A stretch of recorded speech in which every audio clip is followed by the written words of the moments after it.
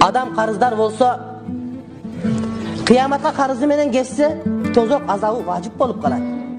Oşoning üçün Peygamber aleyhisselam qarızı var adamga janaza okugan emes. Oşoning üçün adam qarızды alganda төлөйм деген niyet boluş gerek birincisi, ikincisi төлөy ala turgan жерlerin bilip durup qarız alış gerek. Eğer antpesen, төлөштү bilbesең, жолун bilbesең, анда qarız alba, oşol kıynalып жашаганың жакшыраак болот.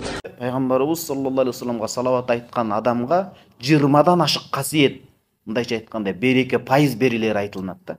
Ошонун бири ким жашоосунда береке пайыз таппай иши жүрүшпөй атта көп салават айтсын. Белчесинен карызга бата турган болсо, себебин аткарып туруп көп салават айтсын дейт. Эми муну имандан алыс жашаган адамдардын түшүнүшү кыйын. Ал сырды түшүнүп жете албайт. Бирок имандуу адамдар бул нерсеге ынанып, дайыма тили салават менен нымдалып туруш керек болот да. Ошого ичибизден бир 10 салават айтып туруп анан сабакка киришсек.